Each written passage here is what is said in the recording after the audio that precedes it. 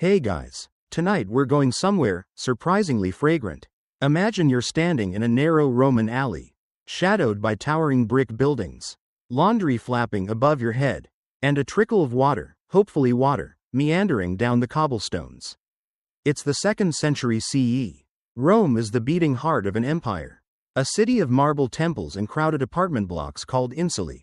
And tonight, you're staying in one. It's not the Rome of gladiator fights and toga-clad emperors you usually hear about.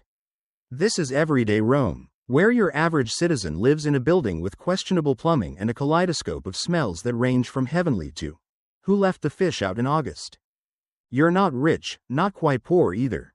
You've got a bedroll, a shared wall, and a window the size of a large hand.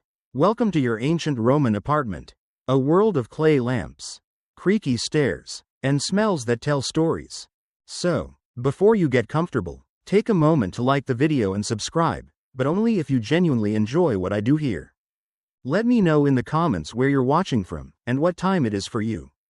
Now, dim the lights, maybe turn on a fan for that soft background hum, and let's ease into tonight's journey together.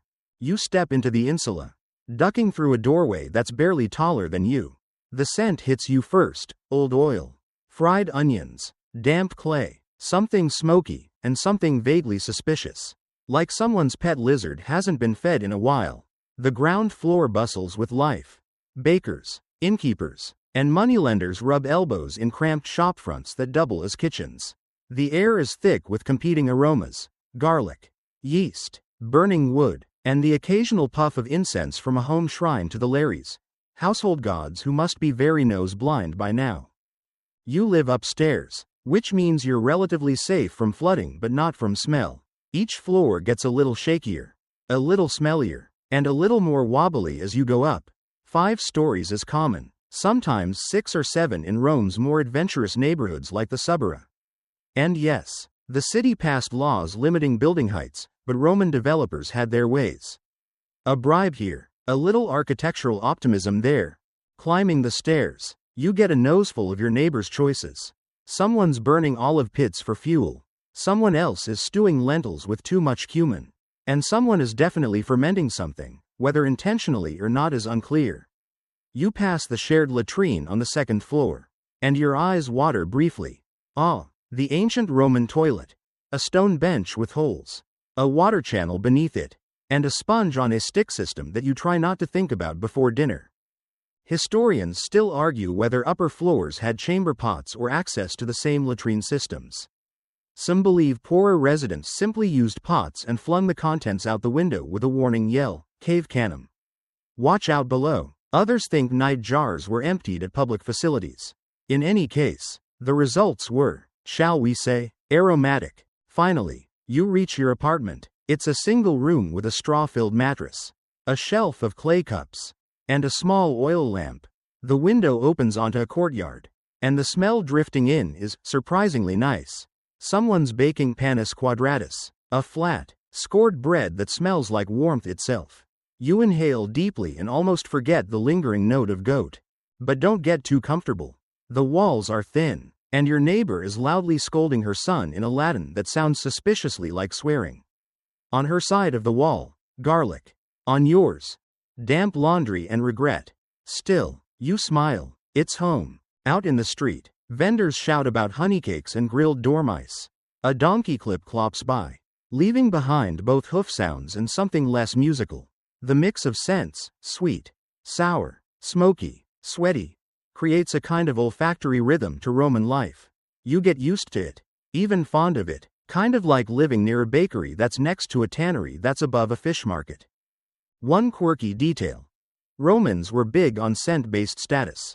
Wealthier homes used crushed roses, saffron, and imported cinnamon to mask the city's more organic odors. The working classes, meanwhile, often smelled like their professions. Bakers smelled of yeast and flour. Tanners reeked of hides and ash. And fullers? We'll get to them. You can smell them coming. You take one last look at your room before settling down. The lamp flickers. The wall hums with muffled voices. A distant musician plays a double-pipe flute in a rhythm that feels just off enough to lull you. The air carries that distinct Roman blend: human, hearth, And history. You lie back, wondering what it would take to make this place smell like pine needles. You're climbing again. The wooden stairs of your Roman insula groan beneath your sandals. They're worn smooth from thousands of feet, neighbors, guests, cats, and probably a chicken or two. The wood feels warm underfoot. The grain polished by generations of upward trudging. And the smell? Let's just say, gravity isn't kind to air circulation. Here's a secret no landlord tells you. The higher up your apartment, the cheaper the rent, and the richer the bouquet of smells you'll enjoy. On the first floor, you've got marble floors and maybe even private plumbing. On the fifth, you've got creaky rafters, sloped ceilings, and a personal relationship with mildew. Your climb starts at street level, where the smells are intense but expected. Cooked food, street dust, and a constant ribbon of wood smoke curling from ovens and braziers. But by the time you hit the third floor, it's changed. Warmer, wetter, more mysterious. You pass a door slightly ajar and catch a drift of stewed cabbage mixed with boiled garum, the infamous Roman fish sauce that smells like anchovy revenge. The apartment's tenant is probably making pulls, the standard Roman porridge/stomach filler. Historians still argue whether garum was used sparingly or poured on like ketchup. Either way, you're not judging, just breathing carefully. By the fourth floor, the walls are thinner, the ceilings lower, and the hallways darker. There are no windows here. Not really, just gaps that let in drafts and rumors. One door emits the unmistakable scent of pickled turnips, a snack even Romans had the good sense to call acquired. Another apartment smells faintly sweet, like beeswax and old fruit. Someone's probably hiding a pet monkey again. Here's a fun fringe fact. Some historians believe lower-class Romans kept small pets in their rooms, not just cats and dogs, but songbirds, monkeys, even snakes, though hopefully not all at once. Imagine the bouquet of banana peels, feathers, fur, and panic if one got loose. The fifth floor is your stop tonight. You reach the landing with a soft wheeze, greeted by a draft carrying the scent of damp linen and chimney soot. The hallway is quiet. You pause to knock a bit of plaster dust off your shoulder. Ceilings this old tend to molt. Inside, the air is still and layered. Your ceiling is thatch and beam. There's a small window with a hinged wooden shutter. You prop it open and catch a breeze. More accurately, you catch a sample platter of Rome's evening air. Roasted chickpeas from the street vendor below. Someone's burned stew. A hint of horse. And, floating atop it all like a whisper, the dry sweetness of dust. Because here's the thing. Roman apartments didn't insulate smells. They passed them around like gossip. Every floor above the tavern absorbs just a little more scent through cracks in walls, through clay tiles, through shared rafters. You're basically living in a slow cooker set to surprise. You settle into a low stool and try not to think about how flammable everything is. That little oil lamp flickering on the wall? Comforting, yes, but also part of why fire was one of ancient Rome's most pressing dangers. Some neighborhoods had their own volunteer firefighting brigades, the vigils, but up here, if a flame goes rogue, you'll know by the sudden smell of smoke and urgent shouting. There's also the staircase to worry about. Roman building codes may have existed, but enforcement was aspirational. Developers built higher and thinner with each project, pushing limits like overconfident Jenga players. Collapse was rare, but when it happened, it smelled of lime dust, splintered wood, and poor judgment. You hang a bit of damp laundry near the window, adding your own subtle contribution to the airborne tapestry. The cloth smells like cheap soap and last week's lentils. Downstairs, someone sneezes violently, probably the baker. He always forgets to dust the flour bins before opening. You know what the weird part is? You get used to it. These smells become signposts in your day. The tang of vinegar means your neighbor's pickling something again. The sharp reek of lamp oil tells you someone forgot to trim their wick. The warm buttery scent of baking bread signals the baker's midnight shift. And with it, a comforting kind of normalcy. You sit for a while, legs stretched out, listening to the quiet creaks of the building settling. Every so often, a bat flits past the window, chasing moths. Rome, even now, never really sleeps, but in this moment, it sighs. Just outside, a cat yowls, and someone hisses back, It's part of the nightly opera.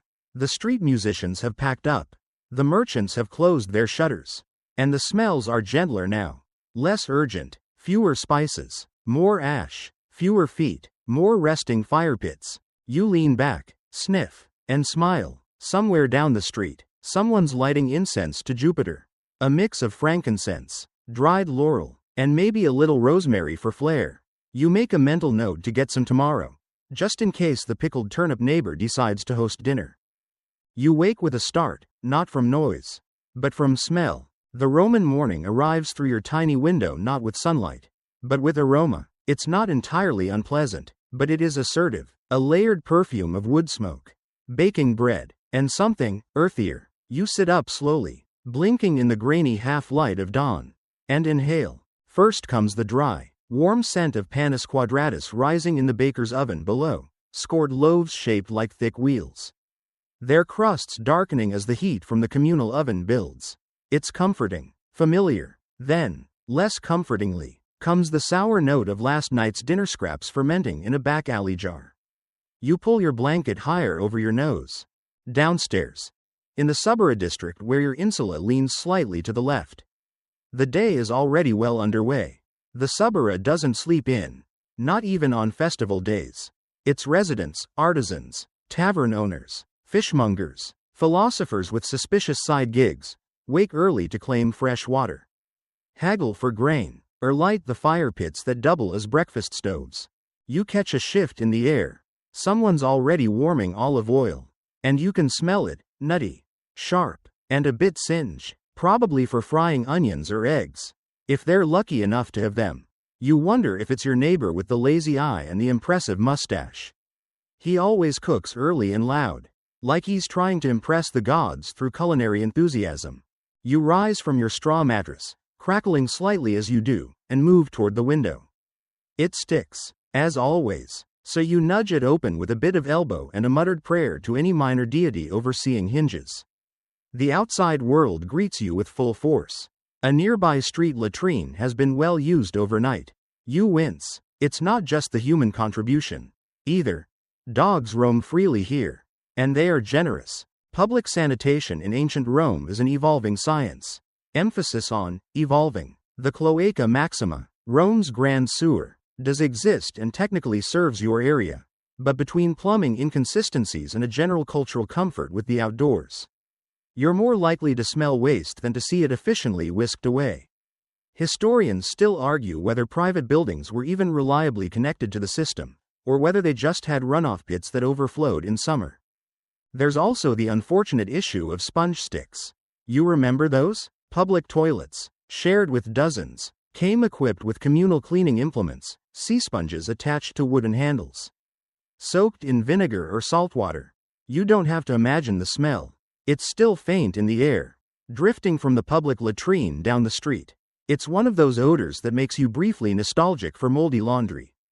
You leave the window open, because really, it's worse when it's closed, and step outside your room. The hallway smells like feet and smoke. The neighbor with the goat has already taken it out, but its musk lingers in the air like a farewell wave. You descend 2 floors to the bathhouse. Not your own. Of course, you share it with half the block. It's a private business tucked into the bottom of a building. A steamy refuge run by a man named Terentius who claims to have once bathed a senator. That claim may be false, but the steam? Very real. The bathhouse is open to early risers, and as you enter, your senses are immediately overwhelmed. The smell is thick and humid, heated water, old towels, warm stone, and a tang of sweat and citrus. Romans used scented oils instead of soap, and as you step into the changing room, you can detect the blend of yesterday's perfumes mingling in the air. Orange blossom, myrrh, and something that might be crushed celery? Here's where it gets quirky.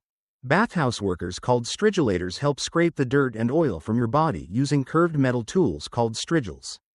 They collect the residue, known as fulligo, and some of it, historians whisper, might have been sold as anti-wrinkle treatment. True or not, the smell of used bath oil scraped from 20 strangers is not the kind of thing you want to remember before breakfast. You opt for a quick splash in the cold basin. Inhale the eucalyptus someone added to the water, probably as a kindness to the hungover. and towel off with a cloth that's somehow both damp and stiff.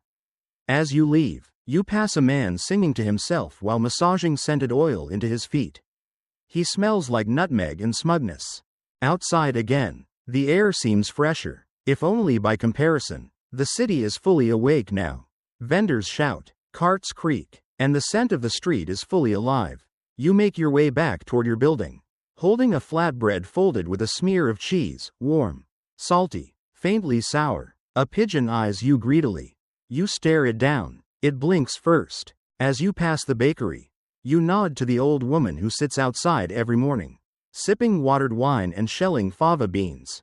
Her doorway smells of thyme, ash, and a little damp wool. You can tell she's just opened up. The warm scent of last night's fire still curls around her like a shawl. Back in your room, you sit by the window, tearing off a piece of bread and listening to the noise drift upward. There's a boy arguing with a vegetable seller, a dog chasing a piglet, and always, underneath it all, the layered, living scent of the insula, a symphony of heat, people, earth, oil, and time. It's not clean, it's not fresh, but it is real. You're headed out again, because when your apartment walls are whisper thin and your neighbors decided to reheat boiled cabbage for breakfast, the fresh air, relatively speaking, is the better option. You descend the stairs gingerly, dodging a new crack in the wood that definitely wasn't there last night. Somewhere above you, someone drops a clay jug. You flinch. It doesn't shatter, this time. The acoustics in these buildings make every dropped object sound like a gladiator event. Outside, the sun's climbing, and the suburra is in full swing. Children dart between carts. A senator's litter lumbers past with perfumed servants waving lavender branches. And over in the alley by the fountain, someone's already taken up their spot selling olives out of an old amphora. You turn right, toward a particular corner of Roman life, the public toilets. Now, before your nose runs off in panic, let's be clear. Romans were proud of their latrina. They were public, they were social, and in theory, they were hygienic. In practice, a sensory adventure. You approach a stone building with a shaded portico. Inside, a U-shaped bench stretches along the wall, each opening carved neatly into the stone. Below, a narrow channel of water runs along the base to wash away waste, at least when water's flowing. And yes, there's a long-handled sponge for cleaning. It rests in a shared bucket of vinegar water. You try not to make eye contact with it. You take a seat, not because you need to go, but because this is where news travels. Gossips perch here like birds on a wire. Two old men beside you are loudly discussing gladiator match odds, while someone across the way debates whether the baker's daughter is betrothed or just particularly friendly. The smell, meanwhile, is everything you expect. Sharp ammonia, sour moisture, a hint of something floral from someone's leftover perfume, and the unmistakable tang of mildew-stained stone. Historians still argue how clean these latrines really were. Some suggest regular maintenance and flowing water made them surprisingly sanitary. Others point out the sponge situation and disagree strongly. One thing's certain: Romans didn't shy away from group restroom use. The latrine was a social scene, a break from cramped apartments, and a place to swap stories, while you swapped sponges. Leaving the latrine, and its musky embrace, you follow the scent trail toward the thermi, the public bath complex. These were more than just cleaning stations, they were where you exercised, soaked, got a massage, or discussed politics while in varying states of undress. The smell here shifts as you move: fresh plaster, heated marble, sweat, perfume, and a faint undernote of feet. But you're not here for a soak. You're following a different scent now. One that's sharper, chemical, even. You pass a fullonica, or Roman laundry, wedged between two tenement blocks like a goat trying to hide behind a tapestry. And suddenly, it hits you. Urine. Yes, urine. The Romans were enthusiastic recyclers. And nowhere is that clearer, or smellier, than the fullonica. Here, dirty togas and tunics are soaked in human urine, the ammonia working as a powerful cleaning agent. Workers, often barefoot, stomp the clothes clean in large vats, the smell curling skyward in acidic waves. You pause for a moment, covering your nose with the edge of your tunic. The scent is aggressive, a mixture of vinegar, wet wool, And that unpleasant tingle that hits the back of your throat and says, I should not be here. Oddly enough, this was completely normal. Romans even taxed urine collection, vectigal urinae, with collectors placing jars in alleyways and public spots for citizens to contribute. The phrase, money doesn't stink. Yep, that came from this very practice. Emperor Vespasian supposedly coined it while defending the tax's usefulness. Quirky and capitalistic. You give the laundry workers a polite nod. They grin. One is whistling as he stomps. You make a mental note to hold off on laundry for another day or week. The rest of your walk takes you past bakeries and tanneries, both contributors to Rome's nasal landscape. The bakery smells divine, yeasty, nutty, toasted. The tannery? Less so. Imagine boiled leather, stale vinegar, and, well, let's just say you don't linger. Around the next corner, the scent shifts again. You've reached the macellum, or food market. It's a feast for the senses and a challenge for the stomach. Fish, fresh and less fresh, lie on slabs of wet stone. Meat hangs from hooks in the open air, and butchers call out their prices over the din. Spices, cumin, coriander, pepper, and fenugreek float through the air like an invisible, slightly sneezy cloud. But here's the thing. There's also beauty here. A basket of ripe figs releases a honey-sweet aroma that cuts through the more pungent smells. A vendor peels oranges and hands out slices, their oils spraying gently into the air. You smile as you pass a stall selling herbs, basil, rue, thyme, tied in neat bundles that smell like someone's trying very hard to improve their kitchen karma. You pause to buy a bit of cheese wrapped in fig leaves. The vendor's fingers are stained, and he smells like olives and hard work. You ask how his son is doing with the army exams. He shrugs, which in Roman means, he's alive. Back home, the stairwell greets you with its familiar mustiness. A blend of damp shoes, yesterday's stew, and something slightly roasted that might be toast or might be the cat again. You open your door, set down your cheese, and take a deep breath. Home. You're hungry now, but more than that, you're curious. The tavern on the bottom floor of your insula has been puffing out a steady stream of smells all morning, sharp, smoky, with an undercurrent of something fishy that either means garum is involved, or a sea creature has found employment in the kitchen. You descend again, past walls streaked with soot and time. Someone scratched a message in the plaster, something about Flavia owing someone a jug of wine and possibly a favor. Rome has no shortage of poets, just a shortage of paper. The tavern is already half full. You duck beneath the low archway, and instantly the air tightens. The room is dim, warmed by coals and packed with the heat of conversation. On the walls, oil lamps sputter gently, sending curls of smoke to the ceiling where they mix with steam from pots simmering over a hearth. What's cooking? Exactly? Hard to say at first sniff. It's a mash-up. Something grain-based. Certainly. Lentils too. Likely softened with honey and vinegar. And garum. Always garum.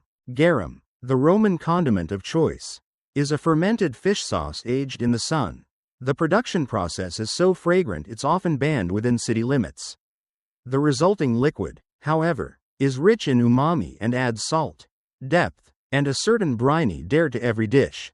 Historians still argue whether the average Roman loved or merely tolerated it, but by smell alone. You suspect the line is blurry. The tavern keeper, a large man with a towel over one shoulder and the scent of roast pork clinging to his toga, waves you toward a bench.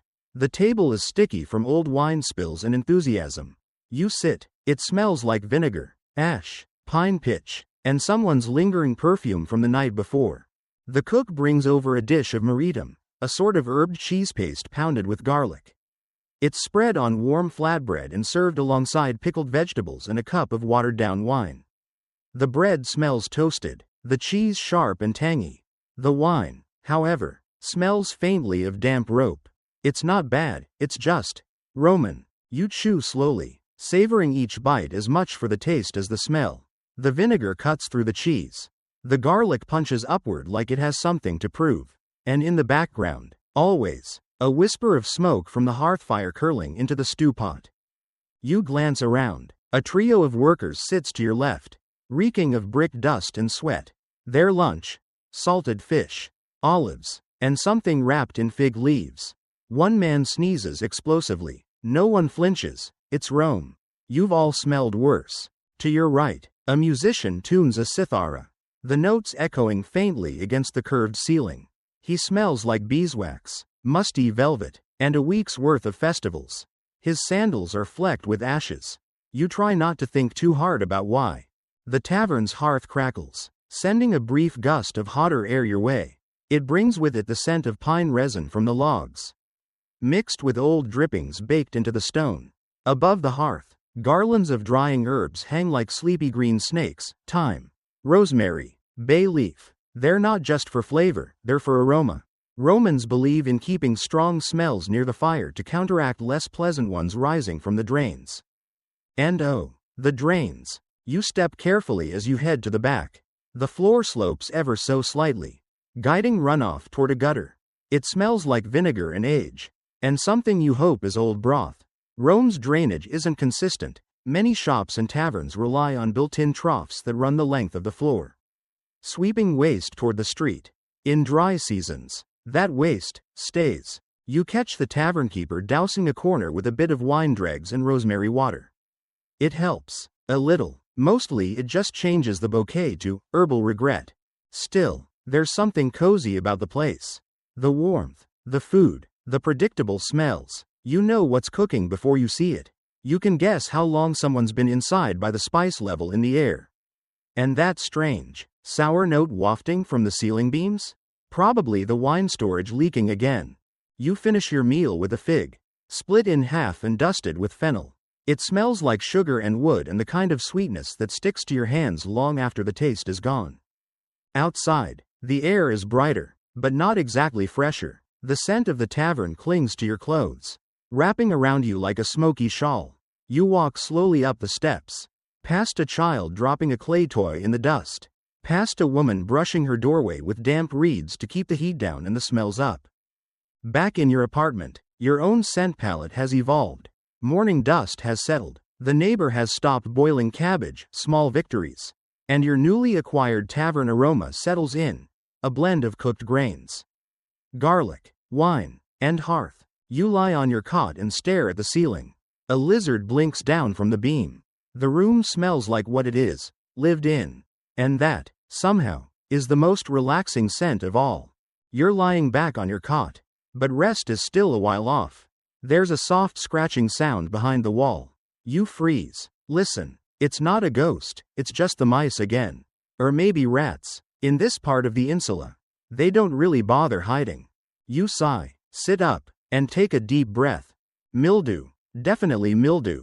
It's the subtle smell you keep forgetting is there, until it suddenly is. Sour, soft, damp, and clinging. It's in the fabric of your wall hangings.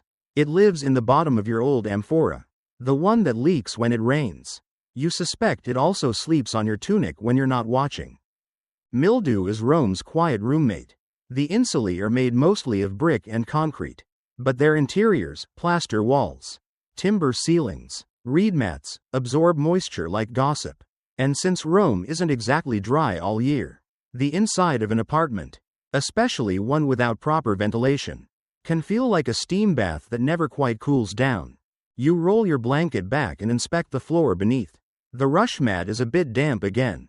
It smells earthy, not unpleasant, exactly, just musty, like someone tried to bottle a forest floor but forgot to remove the mushrooms. You think about cleaning it. You don't. You've done that already this week, with a bundle of twigs dipped in vinegar water and a prayer to Vesta, goddess of hearts, to please spare your ankles this season. The mildew came back anyway. Mildew always does. You light a new oil lamp. The last one sputtered itself out with a hiss that smelled like old olive oil and regret. The new lamp brings its own aroma, sharp smoke from the fresh wick, and the steady, gentle scent of heated clay. Romans often perfumed their lamps by adding drops of fragrant oil. You tried that once with rose water. It smelled nice for all of 10 seconds before catching fire in a completely unpoetic way. Now the room glows. Shadows shift gently on the walls. You sit quietly and let your nose catch everything it can. The lingering warmth of your tavern meal. A bit of ash from your lamp. A sweet note that must be from the fig leaf you left near the window. And beneath it all, mice. They're in the walls, for sure, probably under the floor too. Rome has many marvels, aqueducts, temples, poetry, but rodent control is not high on the list. You once spotted a rat in the bakery, sauntering through the flour like it owned the place. Honestly, it might have. You clap twice, softly, a tiny rustle in the wall. Then silence. Deterrent. Achieved. Historians still argue whether rats were truly rampant in Roman housing or just an accepted reality. Ancient texts mention vermin often, but they also mention talking statues and dragons. So evidence is slippery. What's clear is that storage jars were designed to be rat-proof, or as rat-proof as clay and hope could be. You wrap yourself in your wool shawl and close your eyes for a moment. And then, drip. You open one eye. The ceiling has started its nightly commentary. Another drip, right near the corner beam. You know that one. That's the leaky spot from last spring. It smells faintly metallic, like wet dust and cold stone. A reminder that the roof was patched with more optimism than skill. You light a second lamp and set out your drip bowl. It's an old bronze dish you got cheap from a metal seller with a twitchy eye and a passion for dented cookware. It fits perfectly under the beam. A match made in Rome.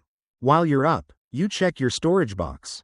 Inside, some hard cheese, a nearly fossilized apple, your extra tunic, and a pouch of dried herbs you keep for freshening the air. You unroll it and give it a shake.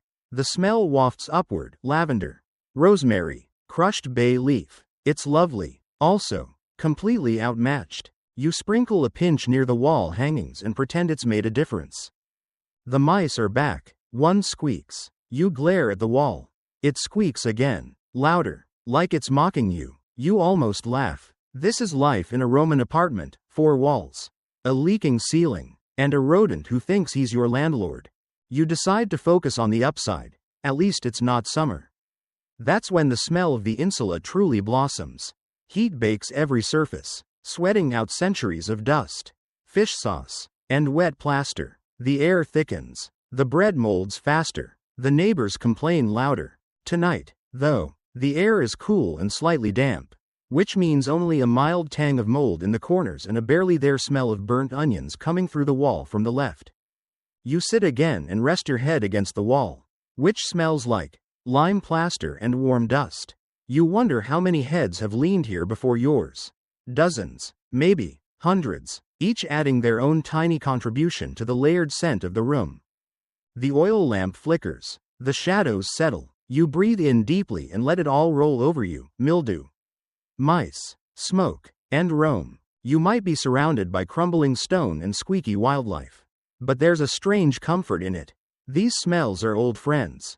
Persistent, a bit annoying, but always there. You wrap your shawl tighter, close your eyes, and think to yourself, this is fine. It could smell worse. And somewhere, faint but unmistakable, the rats agree. Morning again, or something like it. You rub your eyes and grope toward your lamp, only to realize it burned out long ago, leaving a faint trail of soot on the nearby wall. The smell hangs in the air, burnt olive oil, with a whiff of yesterday's regret. You sniff, then wrinkle your nose. No, wait, that's not just soot. You peer through the half-open window toward the street. The smell is stronger now, tangy, chemical, unmistakably sharp. You're passing a fullonica again, the Roman laundry, and just like last time, your nose registers what your brain is still trying to politely ignore. Urine. The fullers use it by the amphora load. It's collected from public jars, those little pots you see tucked at the end of alleyways and beside bathhouse walls, where passers-by are encouraged to donate. Ammonia is the miracle ingredient here, and unfortunately, your nostrils are miracle adjacent. You head out anyway. Curiosity is a powerful motivator. And besides, it's laundry day. The fullonica on your block is small but industrious. The building is low and wide, with brick walls streaked in places from spillage. You approach slowly, the smell intensifying in distinct layers. First ammonia, then wet wool, then a ghost of crushed herbs that someone, very optimistically, burned near the entrance to cover the rest. It didn't work. Inside, the floors are covered in wide stone basins filled with water, clothing, and, yes, urine. Barefoot workers, Mostly slaves or very poorly paid free men. Stomp rhythmically through the vats like wine pressers. Except no one's romanticizing this part. They wear tunics soaked to the waist and carry the tired look of people who stopped smelling anything hours ago. You stand at the edge, careful not to breathe too deeply. A worker looks up and grins. Want to join? He jokes. Motioning to the nearest vat, you decline with the kind of polite panic reserved for near-death experiences. He laughs and goes back to stomping. There's something oddly soothing about the steady splash splash squish. If you can ignore the nasal assault. Here's where things get even more interesting. After soaking, garments are scrubbed with fuller's earth, an absorbent clay, and then rinsed, hung, and brushed with sulfur or chalk to restore whiteness. Some laundries even use scented oils for their wealthier clients. Though, scented is a generous term. It usually means crushed herbs mixed with cheap oil, then rubbed onto dry fabric. Historians still argue whether fullers were looked down on or respected for their essential work. What's not debated is the sheer scale of their industry. Fullonica were everywhere. The one in Pompeii takes up nearly a whole block, complete with statues, shrines, and vats big enough to bathe in, though you wouldn't want to. You spot a woman outside wringing out a tunic. She slaps it sharply against the stone step, sending up a fine spray you immediately sidestep. Her apron is stiff with dried splashes. Her hair smells of rosemary, but her hands carry the unmistakable tang of her profession, sharp, salty, faintly sour. She lays the tunic flat beside another, and you notice the difference.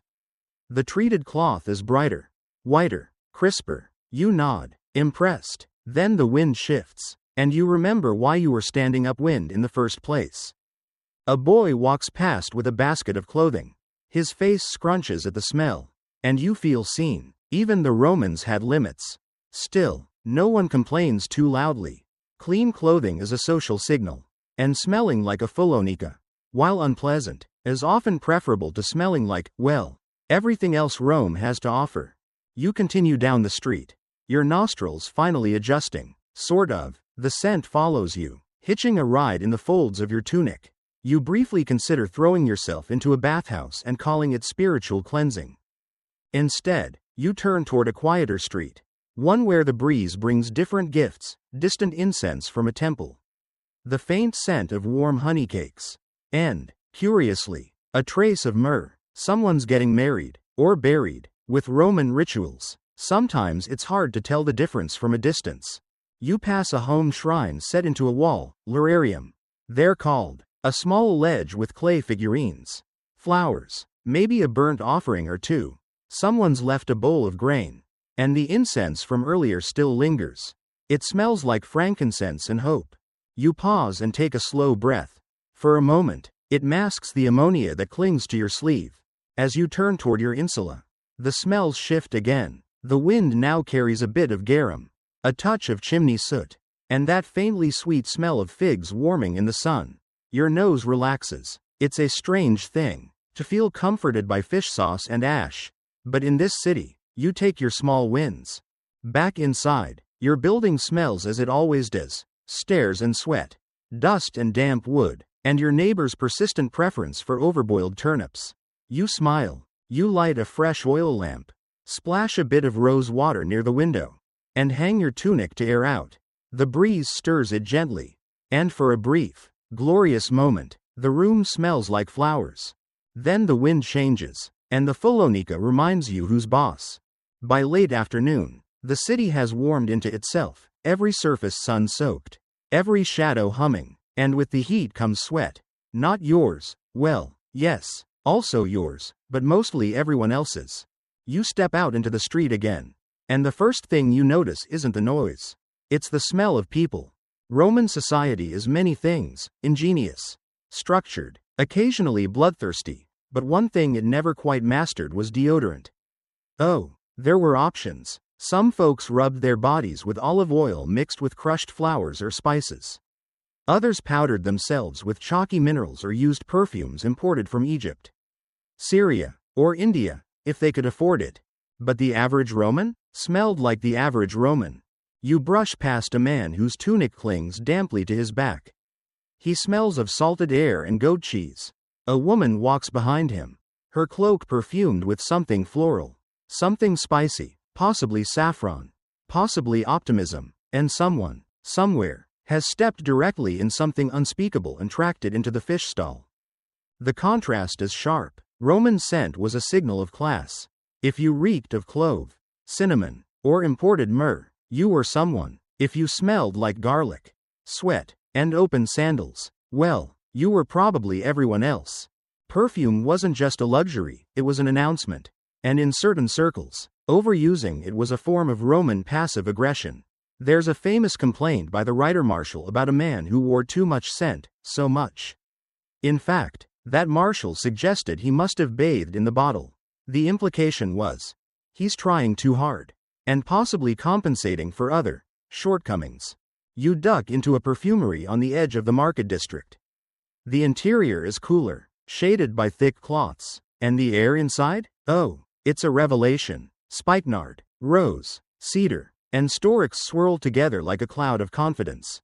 The shopkeeper nods as you enter, surrounded by tiny glass flasks filled with shimmering liquids in shades of amber and gold. You catch a whiff of what might be myrtle oil, bright and green, with a whisper of citrus. He lifts a bottle and offers it silently. You sniff. It smells expensive, in a good way, like polished sandals and excellent decisions.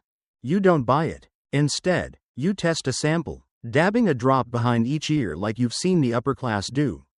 The smell clings to you, sweet and fresh, lifting your spirits briefly before being absolutely clobbered by the scent of a passing fishmonger outside. Reality resumes. You wander on. You pass a group of workers reclining in the shade, stripped to their tunics, laughing. They smell human, dust, labor, oil, wine, a comfortingly consistent mix. Further down, a wealthier woman walks by under a silk parasol, escorted by 2 slaves. Her scent is more orchestrated, sandalwood, maybe ambergris. You wonder if she can even smell the street anymore, or if she's just floating through Rome, protected by an olfactory force field of status. Historians still argue whether Roman perfumes were as refined as we imagine. Some describe careful distillations and intricate blends. Others suggest many were overpowering and mixed with rancid base oils. Either way, the intent was clear: to elevate, to mask, and occasionally, to seduce. You reach a small fountain and sit on the ledge. The breeze brings a mix of smells: cool water, crushed mint from someone's lunch, and unfortunately, a very assertive mule just passing by. The contrast is almost funny. Almost. Someone sits beside you. You glance over. He's older, bearded, dressed plainly, and humming. He smells of beeswax, smoke, and, oddly, lavender. You raise an eyebrow. My daughter makes soap, he says without looking at you. From goat fat and herbs. You nod solemnly, like this is the most profound thing anyone's ever said to you. And honestly, it kind of is. Goat fat and lavender. That's what class smells like in the 5th century. He leaves after a while. And you walk on. The sun slanting lower now. The streets are changing tone. Shadows stretch. Vendors begin cleaning their stalls. The air grows heavier. The smells more concentrated. A loaf of bread on a stone shelf perfumes the space like a warm exhale.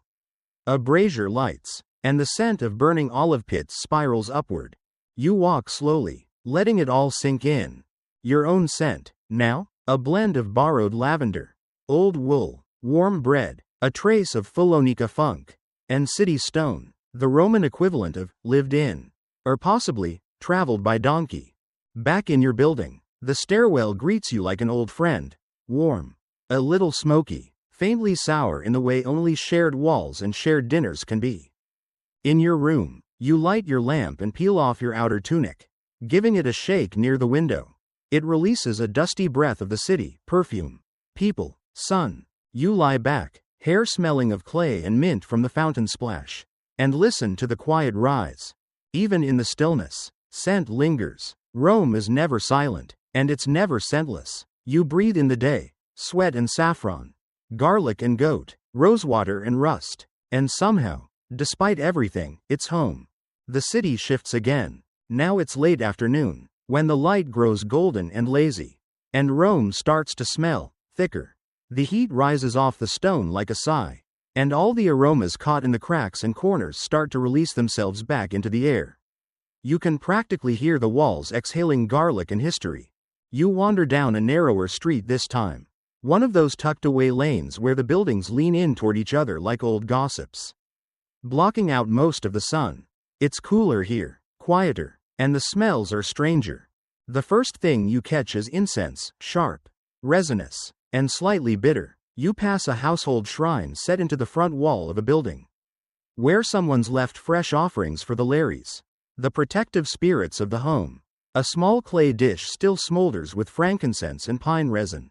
You breathe it in, and for a moment, it's soothing, almost temple-like. Then the wind shifts, and now you're catching a potent blast of hot olive brine from a nearby food stall. Ah, Rome giveth, and Rome taketh away. Shops line both sides of the street, each one offering its own olfactory identity. A bread seller fans flies away from round loaves that smell like sun-warmed flour and smoke. Next door, a fishmonger tosses yesterday's catch into a bucket for soup. He says optimistically, "You walk faster." Then there's the leatherworker. You know him. His doorway always smells of treated hides, tanning oils, and a weirdly sweet something you can't quite name. He nods to you as you pass, his apron stained, his hands inked with dye. Historians still debate the exact tanning recipes used, but the results are always the same. Roman leather smells like strength and feet. A shrine built into the side of a building catches your attention, this one to Mercury, god of commerce. It's modest, with a few coins placed carefully on the ledge and a sprig of rosemary tucked beneath the statue. The smell of rosemary cuts through the street like a green ribbon. You pause to admire it, and just then, a gust of wind kicks up a cloud of dust and straw from an overloaded cart nearby. And with that dust comes another smell, one you know well, street crud. It's not a glamorous term, but there's really no better one. The stuff on the ground in Rome is everything. Dirt, sand, crushed grape skins, trampled fish bones, bits of olive pits, dog droppings, breadcrumbs, soot, old wax, bits of pottery. It's like a museum floor if no one ever swept. And after a long day in the sun, the smell rises. It doesn't shout, it just surrounds. You step around a puddle, unclear origin. Best not to ask, and nearly trip over a man squatting on a step, scraping what appears to be old soup from a bowl. His beard smells like chickpeas and stubbornness. You give him a polite nod.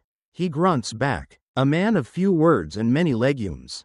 A child runs past with a handful of figs, laughing. She smells like sweat and sugar. Her feet slap against the stones, which are warm enough to roast chestnuts on. Come evening, they might. You follow your nose to a booth selling honeyed almonds, which smell divine, like holidays, like hearts, like everything the garum stall is not. You buy a small pouch and nibble one, letting the sticky sweetness coat your fingers. Bees hum lazily near the vendor's cart, drawn to the syrupy trays. You wave them off without much enthusiasm. Bees are just a part of this city, like stray dogs and public oratory. Then there's a sudden scent shift, unexpected, sharp. You wrinkle your nose. Behind a cart stacked with amphorae, someone is pouring out spoiled wine. It smells like vinegar, figs gone rogue, and ambition gone wrong. A couple of crows inspect the puddle as if considering it for bathing. You step around them. Rome's crows are large and self-assured. They know they're basically citizens. You turn onto another lane, narrower still. The kind of place where shop signs bump into laundry lines. Here, the air is close. The smell of drying tunics, beeswax polish, and dusty flowers from an upper window mix into a sleepy perfume. You like this street. It smells like people trying to clean, trying to freshen, trying to make a home in the middle of all this glorious grime. A doorway opens just as you pass. You catch a quick scent of stew, lentils, carrots, coriander, and what might be lamb, or possibly radish. You can never tell in these parts until it's already in your mouth. Then, another unexpected note. Sandalwood? No. Cedar. A wooden chest just unpacked. Perhaps. Or maybe someone burning imported incense just for the luxury of it. You look up. A woman leans from a high window, shaking out a shawl. It rains down a faint cloud of dust and scent, lavender, sun and smoke. You stop for a moment and just breathe. It's a whole map of the day. Right here in the air. Morning ash and market sweat. Incense and fish guts. Flower petals and unwashed feet. Rome doesn't hide its smells. It layers them, weaves them into your clothes and hair and dreams. By the time you get back to your building, you smell like the city. Not just one part of it, but all of it. Shrines and food stalls. Street dust and roasting nuts. Wet stone and warm bread. A living, breathing portrait. You climb the stairs slowly, each step creaking under your worn sandals. The stairwell is quiet now. Cooler. Someone's boiled mint in water and left the pot near their door, a homemade air freshener. You smile. It helps. A little. Inside your room, the air is still, but as you set down your honeyed almonds, you realize it smells different now. Faintly herbal, less like mildew, more like mint and stone and smoke.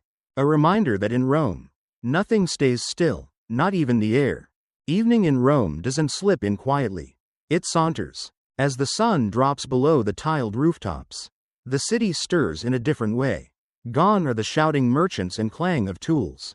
Now come the footsteps, softer, slower, the crackle of charcoal, the occasional laugh echoing off a courtyard wall. And with these changes in sound comes a shift in scent. A calm after the storm of the day's full sensory chaos. You lean against your open window and breathe in. The first thing you notice is the roasting. Street vendors are relighting their braziers, warming up for the supper rush. The scent of chestnuts toasting over hot coals floats up toward you, nutty. A little smoky, a little sweet. You can hear the shells popping softly down below. Each sound followed by the scrape of a metal scoop or a call to a passing customer. Alongside it comes the deeper, richer smell of grilled meat. Probably lamb or sausage, though it's hard to tell from this far up. The meat is seasoned with herbs, fennel, bay, maybe rosemary, and laid carefully across the heat. Someone down there knows what they're doing. You make a mental note to visit that cart tomorrow, assuming they don't sell out. Then comes a more delicate aroma, beeswax candles. Not the cheap tallow kind, which smell faintly of sorrow and goat, but actual beeswax, warm, slightly sweet, and clean. A luxury for many, but a necessity for the wealthier households who prefer not to light their rooms with smoky oil lamps. The scent rises gently as the wax melts, mingling with the twilight breeze. You spot one of your neighbors 2 floors down leaning from her window, gently fanning herself with a piece of broken roof tile. Her room smells like baked bread and chamomile. She nods up at you, then tosses a bit of dried lavender onto the lamp plate in front of her. A puff of floral smoke curls into the air. You breathe it in. Not bad. Historians still argue whether Romans purposefully perfumed their living spaces or just got lucky with cooking and candles. But aromatic herbs were definitely part of domestic life. Lavender, sage, rue, and mint were tucked into bedding, burned in lamps, and even bundled into the corners of rooms to chase away mosquitoes. Evil spirits, or simply bad moods. You retreat from the window and wander the room. A neighbor somewhere is boiling lentils again. But tonight they've added cloves or cinnamon, just a pinch. It makes all the difference. The air feels softer somehow, gentler. Even the mildew in your ceiling seems subdued, like it's taken the night off. From the stairwell, another smell enters. Wine. Not the vinegary daytime stuff, but something richer, fuller, poured from a jug with care. You can practically hear it splash into a clay cup. The man down the hall, Domitius, is probably hosting another, small, dinner. Which means 10 people crammed into a room made for 3. And a variety of cheeses whose smells will soon test the limits of civility. Someone drops a fig on the street below. You hear it splat. The scent, ripe, sugary, and earthy, lingers longer than the fruit itself. A dog sniffs at the spot. It approves. You light your own lamp and place a pinch of dried thyme on the flame. It crackles and releases its scent, sharp, woody, slightly medicinal. Your version of mood lighting. The shadows shift gently on the wall, and the room begins to glow with that soft orange warmth unique to oil and fire. For a moment, you lie back and listen. Smell. There's no garbage cart trundling by. No shouting. Even the bakery's gone quiet, resting its ovens for tomorrow. The street smells better now. Simpler. Less competition for your nose. This is when Rome is most bearable. Not because it's cleaner, no. Let's not kid ourselves, but because it's calmer. Everything's softer in the dark. Even the city's many smells tuck themselves in for the night. You hear footsteps outside, a woman walking slowly, sandals scraping on the stone. She hums a lullaby, just under her breath, as she passes your building. Her perfume drifts up, a soft mix of rose and something peppery. You imagine she crushed petals into olive oil earlier, maybe with a mortar and pestle inherited from her grandmother. That smell, right there, is history. You close your eyes. For a second, you can pretend you're in a villa on the Palatine, surrounded by cedar paneling and imported incense. But then a rat thumps gently across the ceiling beam. Ah, yes, reality. Still, you're grateful. This scentscape, this patchwork of garum and garlic, smoke and flour, sweat and fig, is yours. It's what you know, what you expect, like a worn tunic that never quite dries but always fits. Outside, a musician begins to play something soft on a reed flute. The notes drift upward, lazy and warm, like steam from a mug. They carry hints of nearby food, warm barley porridge, maybe a date or two stewing in wine. Someone's going fancy tonight. The air now smells like a lullaby. Beeswax and thyme, chestnuts and old wood. You breathe it all in, deeply, slowly. And this time, when your eyes close, they stay closed, just for a little while. Smoke wakes you before sound does. It's not fire, not yet. Just the warning version, a thin, dry scent that snakes into your nose before your ears even register the noise. You open your eyes slowly. Your lamp is cold, the air cooler, but that smell, someone nearby has started a cooking fire early, possibly too early. The scent of singed lentils and charred wood scratches at your throat. You sit up, sniff, and confirm. Yes, that's burnt something, and definitely smoke. Here's a curious truth about Rome. It's always a little bit on fire. Not dramatically, not in the run for your sandals kind of way. Just constantly smoldering. Oil lamps tip over. Hearths are never quite extinguished. Candles flare too close to reed mats. The whole city is a tinderbox wrapped in confidence. And most of all, the insulae. Your 5-story wooden and brick apartment towers aren't exactly built to code. Rome tried to enforce height limits, of course. Emperor Augustus, ever the micromanager, even implemented fire safety rules. But developers kept building upward. Corners were cut, often literally. And the resulting homes were flammable, leaky, and occasionally scenic. You stand, sniff the air again. Still smoky, not alarming. Just that usual bite of burning wood mingled with cooking oil that's gone a bit too brave. You lean out the window and glance upward. A woman on the top floor is waving a cloth at her hearth, shouting something at someone you can't see. Below her, another neighbor is already leaning out, face scrunched in disapproval. She smells like vinegar and authority. You chuckle softly and duck back in. The walls of your room absorb smoke like a tunic absorbs sweat. They've been seasoned by years of lamp fires and street soot. You press a palm against the plaster. It's warm. Not danger warm, but definitely lived in. The smell of yesterday's lamp lingers faintly, mixing with the time you burned the night before and the smoke from someone else's dinner gone wrong. Fire wasn't just a worry, it was a constant. So much so that Rome had its own fire brigade, the vigils. They patrolled at night with buckets, axes, and, presumably, a general sense of dread. Historians still argue how effective they were. Some say heroic first responders. Others say glorified bucket bringers with a side of extortion.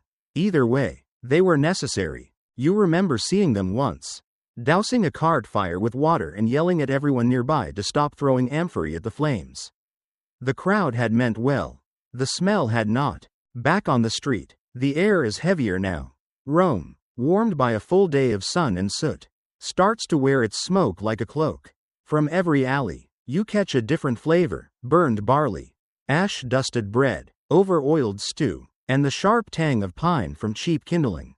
Someone nearby is cooking on olive pit briquettes, a smoky fuel that smells like roasted olives and someone's last chance. You walk slowly, letting the smells guide you. You pass a blacksmith's forge, and the scent punches your lungs, metal, charcoal, sweat, and a kind of deep, hot dust that sticks in your throat. The smith grunts a greeting as you pass. His apron smells of fire and rust. His beard crackles slightly from heat. Further down, you pass a weaver's shop. The smoke here is gentler, hemp fibers singed gently over low coals. It smells like warmth, like labor, like something old. You pause. The woven cloth hangs outside in long, colorful strips. One smells faintly of lavender. You smile. Someone in that household has taste. Then comes the bathhouse again. Steam billows through the street like lazy ghosts. It smells cleaner here, boiled water, heated stone, a hint of lemon balm. The fires beneath the baths burn all day and night. Carefully tended, never roaring, just steady. It's the kind of heat that soaks into walls and memories. But your nose twitches again. From the other end of the street, acrid, high, and wrong. That's not food. That's not warmth. Someone's dumped burning coals onto trash, probably trying to save time. The result? A smoky cocktail of rotting vegetables, wet cloth, and charred bones. It smells like vengeance. You step quickly past, covering your mouth with your tunic. Trash burning was common. Fire cleared the clutter, at least in theory. In practice, it just moved the problem skyward. The Romans didn't have a municipal trash service. Waste often sat until someone got tired of it, or until it combusted. You turn toward a quieter alley, hoping for something gentler. And there it is, a bakery firing up for the night shift. The heat wafts toward you like a lullaby, wood smoke, yeast, and a whisper of ash. You stand outside, eyes half closed, letting it wrap around you. The loaves will be ready by dawn. But already the scent promises comfort. Some things, it seems, are worth the smoke. Back in your building, your stairwell smells like it always does at this hour. Stone warmed by fire. Oil from a dozen lamps. And the odd whisper of last week's fish stew. You pass a neighbor's doorway. A clay brazier glows inside. Someone's burning rosemary. You nod, approving. In your room, you sit beside your window again. You light your lamp, watch it catch, and exhale. Smoke curls gently upward, carrying with it all the scents of your day: charcoal, pine, thyme, fig, sweat, oil, and always Rome. The city is still awake, still burning. Somewhere nearby, a dog barks, a pot clangs, someone swears softly at a stubborn fire. And in all of it, in every smoky breath, the city tells its stories. You breathe them in. It's quieter now. You sit on the edge of your bed, the lamp flickering softly at your elbow. And for the first time all day, there's something close to stillness. But don't get too cozy. Rome doesn't really sleep. It just lowers its voice. And when the volume dips, the little things come forward. You start to notice what's always been there: the creak of a timber settling, the scuff of sandals down the hallway, the ever-present smell of other people living. It begins with a bang. Not a dramatic one. Just a dropped amphora in the apartment next door. The sound is followed by a muttered curse. And then the unmistakable smell of cheap wine spreading across a clay floor. It wafts through the shared wall like smoke through cheesecloth. You close your eyes and breathe in. It's sour, acidic, and slightly fruity. A vintage best described as floor-aged. Next comes the incense. Someone's lit a stick or cone, possibly a blend of myrrh and storax resin. It has that sweet, resinous curl that you recognize from temple visits and overly optimistic first dates. It masks the wine smell for a moment, then dances with it, and the two mingle through the wall in an olfactory negotiation that no one wins. You get up and crack the door to your apartment, peeking into the hallway. Your neighbor to the left is humming. She's scrubbing something with vinegar and thyme, a Roman remedy for everything from bad smells to bad husbands. The scent hits your nose with force, sharp and herbal, like pickled garden dreams. You duck back inside, blinking. This is insula life. If you can smell it, you're already involved. You lie back again and let the scentscape tell you who's still awake. To the right, someone's cooking late, a stew, maybe, lentils, onions, and the sad sizzle of meat past its prime. They've added cumin, maybe too much. You can tell it's meant to be a comfort meal. The smell is hearty, familiar, and very, very present. Then there's the guy 2 floors up. You've never met him, but you know his habits. He burns something odd every night, possibly wool, possibly ambition. It smells acrid and faintly toasted. Tonight, he's added something new. Bay leaf? Or just scorched bread? The mystery lingers. Historians often romanticize Roman apartment living, shared courtyards, vibrant community, neighbors who'll lend you an amphora of wine at midnight. But the reality is this: you know your neighbors by smell long before you know their names. Your other neighbor is back to boiling laundry. You can hear the slosh of fabric in a pot over the brazier. And the scent confirms it: wet wool, ashes, and a touch of lavender someone probably traded for a favor. It's oddly soothing, even if it makes the room feel like a sheep fell asleep in a fireplace. Someone drops something upstairs again. This time it rolls. You listen. It's either a round loaf of bread or a very cooperative rat. Either way, it ends with a laugh and the muffled sound of someone clapping their hands in amusement. You grin. Rome is noisy and nosy, but also kind of lovely. You open your shutters slightly and lean out. Below, in the inner courtyard, someone's lighting a final lamp for the night. It's low and golden, casting long shadows on the cracked tiles. A couple shares a bench, their voices hushed. The man gestures with his hands. You can't hear him, but you can smell the baked apples on his breath. The woman wears something floral, jasmine, maybe, or crushed violets. Her laugh lifts into the air like steam from sweet tea. A baby cries somewhere. Briefly, the mother's lullaby follows, soft and steady. You catch the scent of talcum dust and wool blankets drifting up on the air. You wonder if they're as tired as they smell. You shut the window gently and turn back inside. The room's changed again. Someone down the hall has relit their oil lamp. And now your space is threaded with new smoke. It's more refined this time, maybe perfumed, maybe just different fuel. There's a faint almond-like quality. Not unpleasant. Even the rat above seems quieter tonight. You lie back, fingers laced behind your head, breathing it all in. Burnt wine, cumin stew, vinegar cleaning spray, faint violets, shared air. You know your building by scent now. Not just your room, but every floor. You can recognize the woman who sings to her laundry, the man who hoards dried figs, the student who burns his bread weekly, like a clumsy religious rite. It's a bouquet of human life, compressed into bricks and beams. There's beauty in it, the way smell binds you to place, to people, to time. The oil lamp sputters once and then steadies. You close your eyes, listening to the walls whisper and sigh, smelling the story of Rome after dark. And just as you're about to drift, someone sneezes loudly downstairs. Garlic. You think, definitely garlic. You smile into your pillow. You wake again, just briefly. There's a change in the air. Not sharp, but different. You blink in the darkness. Nose twitching. The room is cooler now. Still, but outside, something's brewing. You sit up, sniff, and smile. It's Saturnalia. You forgot it was today. Easy to do when your internal calendar is mostly based on bread batches and laundry days, but the smells remind you. They always do. Roman festivals are less like holidays and more like olfactory assaults of joy. The streets come alive not just with people but with spices, torches, roasted meat, and burning pine branches that crackle and pop like cheerful warnings.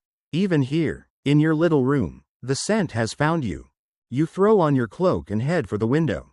Sure enough, the street is lit up. Braziers glow at every corner. Someone's strung garlands from window to window. Greenery mingled with dried oranges and bits of ribbon. The air smells of pine sap and citrus, bright, sharp, and warm. Below, a group of children chases one another with wax figurines. Their laughter tangled with the scent of hot nuts being roasted in a pan over coals. The vendor tosses them with honey and crushed sesame, the scent curling upward like a sweet promise.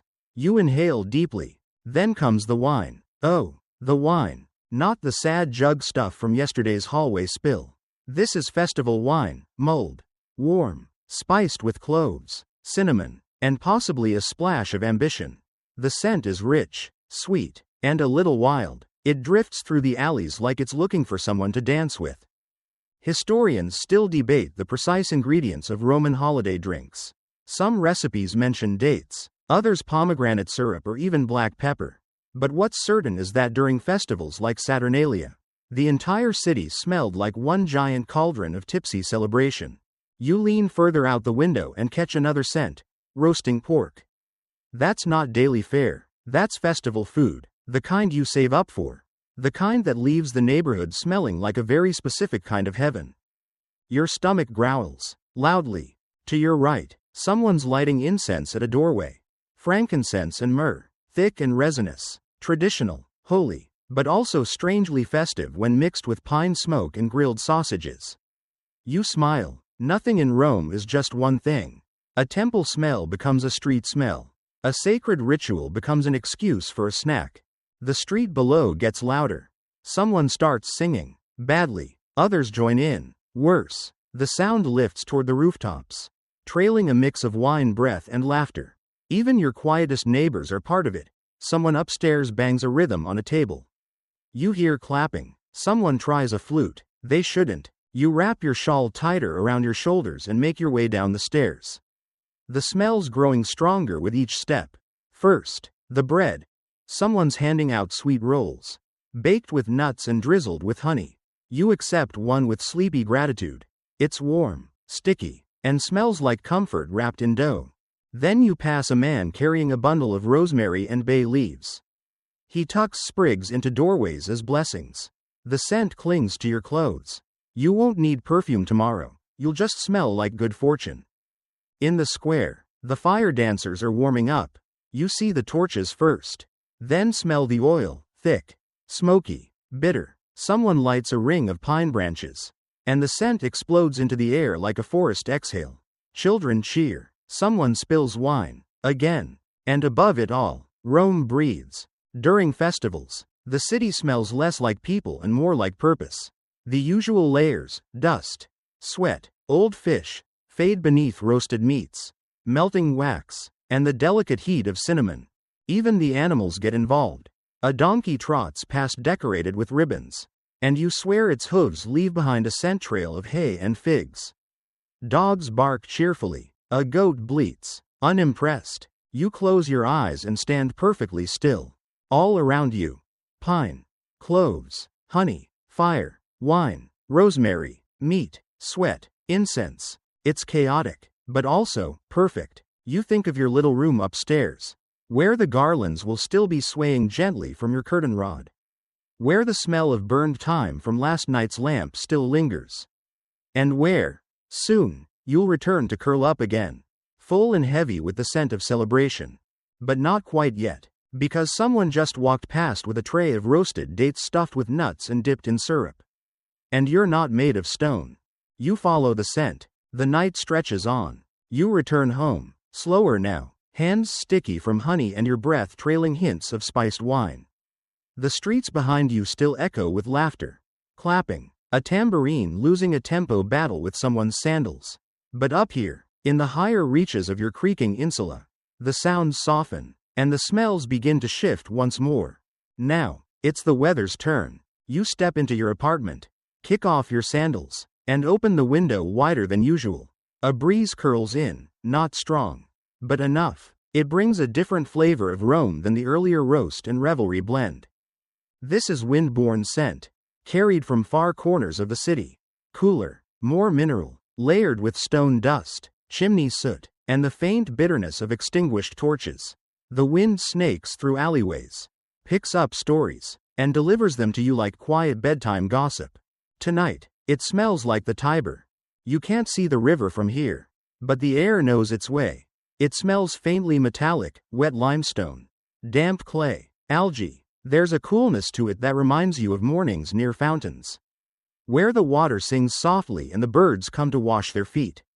The city breathes through its river, and on breezy nights like this, it shares. You lie back on your bed, staring at the cracked ceiling, and listen to your walls creak gently in rhythm with the wind. Outside, a shutter bangs lazily somewhere.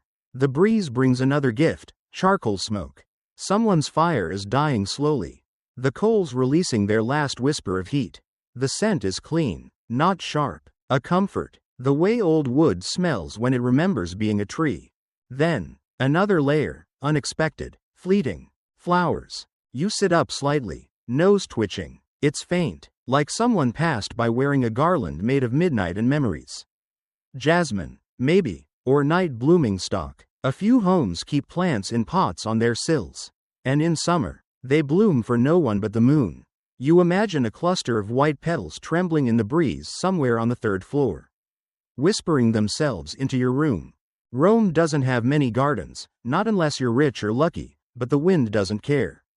It carries every scent equally, from villa courtyard to dingy corner step. And sometimes, it carries the unexpected. A neighbor has spilled vinegar. You know this not because they've confessed, but because your entire stairwell now smells like pickled ambition. The scent rises fast, sharp and intrusive. You close your window halfway, not out of irritation but acceptance. This, too, is part of the recipe. Historians sometimes refer to Roman neighborhoods as stacked societies. Floors weren't just vertical, they were stratified. The poor lived up high, the wealthy close to the ground. Smells defied those divisions. They rose and fell with wind and heat and time. Everyone, from beggar to patrician, inhaled the same air eventually. You reach for the oil lamp again but pause. The moonlight is enough tonight.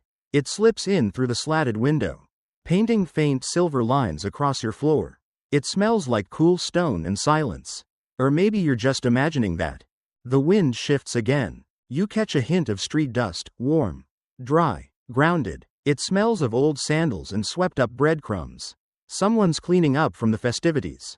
Brooms swish rhythmically, stirring up not just debris but memory. Spilled wine. Stepped on figs. A crushed chestnut left for the birds. Rome resets itself at night.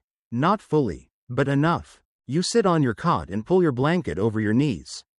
The fabric smells like you, sweat, oil, a little rosemary from your last half-hearted attempt at laundry.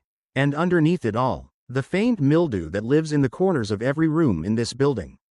You breathe deeply. The breeze sneaks back in, this time with a whisper of burnt lamp oil, maybe from the rooftop, where a widow keeps her shrine lit all night for her late husband. Or maybe from the hallway, where someone knocked over their sconce and now pretends it didn't happen. You close your eyes. Everything shifts again. The world narrows, and scents lose their edges. You can't tell anymore what's outside and what's in your own memory. Is that fig tree real? Or just a dream from your childhood in the hills outside Capua? Is that roasted barley in the air? Or are you remembering that one time you tried to make porridge and nearly set your sleeve on fire? Either way, the smells are softer now. No sharp vinegar, no meat smoke, just the quiet tapestry of wind and wall, cooling clay and tired herbs. Rome is tucking itself in. And you follow. Now it's truly late, that in-between hour when the fires burn low. The streets are empty, and the sounds of Rome have hushed to the occasional footstep or distant splash from a startled cat falling into a basin. You're awake, not quite by choice, not fully by accident. Lying back, you trace the smells of the room like you might trace cracks in a ceiling. Each one tells you who you are, where you've been today, what this city has decided to imprint on you. The scent of simmered lentils from your neighbor has finally faded, replaced by a drier smell, cooled terracotta, warm cloth, the soft iron tang of dust settling. There's no breeze now. The air hangs still, but it's not stale. It's deep, layered, and it carries echoes. You roll onto your side and face the wall. The stone is cool there. It smells faintly of lime plaster and old smoke, evidence of many winters spent with brazier fires just like yours. Maybe even the same brazier. Furniture here tends to change hands about as often as rumors. Your own lamp has gone out, leaving behind only its scent, singed wick, warm oil, and the faintest breath of rosemary from the dried sprig you dropped hours ago. The smoke trail still lingers in the air above you like a memory that hasn't quite left. From below, the tavern is finally quiet. No shouts, no clatter of jugs. But the ghost of its aromas still cling to the stairwell like stubborn perfume, bitter wine, stale barley, and the smoked fat of pork scraped from a spit and forgotten on a dish. The kind of smell that lives in wood long after the fire's out.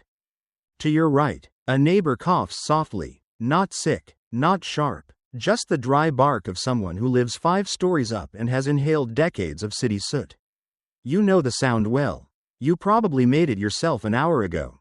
Historians try to reconstruct the rhythms of Roman life. But they often miss this part, the deep, slow quiet when the city finally exhales. The hour when everything that's happened in the day congeals into a kind of perfume, one only the tired and still awake truly smell. Even your blanket tells its own story. You pull it higher, breathing in the dusty warmth of old wool, the faint grease from the last time you wrapped bread in it, and the faded ghost of Fuller's soap from a wash many weeks ago. It smells like comfort and poor timing. Then, just when you think nothing else will change tonight, another smell floats in from the window. Bread. You blink. Yes, there it is, the first batch. The bakers are already at it. Somewhere down the street, wood ovens are being stoked, and dough is going into the flame. The scent is subtle now, almost shy, but unmistakable, yeasty, flour dusted, rising. It's a promise that tomorrow is coming, that breakfast is on its way, that the city, even while resting, never really sleeps. It just rises early. You smile into your pillow. This is what Roman apartment life smells like. When the world is quiet. Not just the chaos of daylight, the stew pots, the smoke, the fullers, the wine, but the subtle symphony that follows it. Stone cooling, coals fading, bread beginning. Your last thought before drifting. The city smells better at night. And then the wind shifts, and someone empties a chamber pot out the window. Of course. You laugh, softly, then finally, blessedly, you fall asleep. And now, as the streets fall deeper into silence and the last lamp sputters out across the alley, you settle into the slow rhythm of Rome at rest. The city holds its breath. Somewhere, a donkey shifts in its stall. A clay jug cools on a windowsill. A candle, left just long enough, sighs into smoke. All around you, the smells of the day soften and blur. That bitter edge of garum fades into memory. The harsh vinegar of the fullonica becomes just a trace of warmth. Even the smoke, the constant companion of the Roman sky, thins into something gentle. Something you can float on. You lie still, wrapped in wool and the weight of a day lived deeply. You've followed the city's scent trail from sunrise to now. You've tasted the cumin in a stranger's stew, caught the pine sap rising from a festival torch, and let the dust of ancient streets settle into your sleeves. And now, with nothing left to smell but sleep itself, your body unwinds, your breath deepens, the walls sigh softly with you. Outside, the bakers move like shadows, the first golden loaves already scenting the coming dawn. But you won't smell that, not yet. Right now, you are warm, you are safe, you are home, and Rome will be here when you wake.